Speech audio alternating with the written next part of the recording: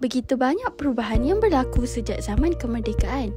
Adakah mereka masih lagi ingat kenangan generasi terdahulu?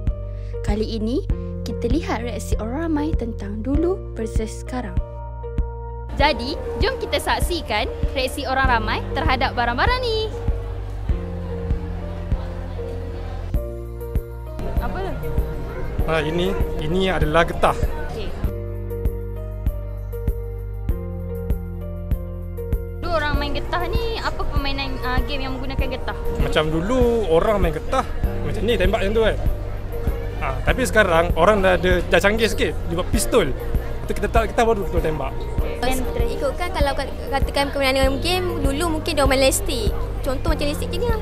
Mungkin listik kawan ke apa boleh juga. Kalau zaman sekarang nak kata permainan tu macam kurang sikit lah. Sebab zaman sekarang ni ramai generasi sekarang ni agak susah dan tak faham berkenaan listik tersebut lah. Okey, adik pernah tengok tak ni apa? Pernah? Okey, adik pernah main ke? Tak. Tak pernah lah. Ini apa? Ini getah boleh main 0 point. Kayaknya macam sempat masa cik tu pernah main lah? Ya, pernah main.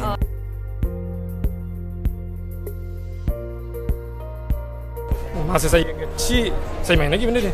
Sekarang nak kata permainan tu macam kurang sikit lah. Sebab zaman sekarang ni ramai generasi sekarang ni agak susah dan tak faham berkenaan listik tersebut lah. Permainan ni kalau dibawa ke sekolah-sekolah dan dia akan tunjuk ajar, dinaikkan balik, insya-Allah mereka akan melakukan permainan itulah. Tak, sekarang dah tak main benda ni. Sebab saya pun tak pernah nampak zaman sekarang lah.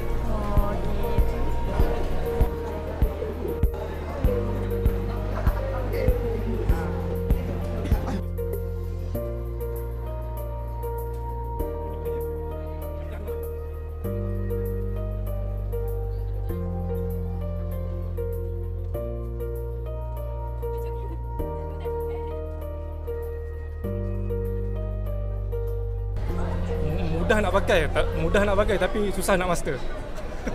Kiranya generasi muda tahu ke cara pemakaian selain macam Gen Z sekarang? Saya yakin dia orang tahu. Kalau kain plekat ni untuk pergi solat.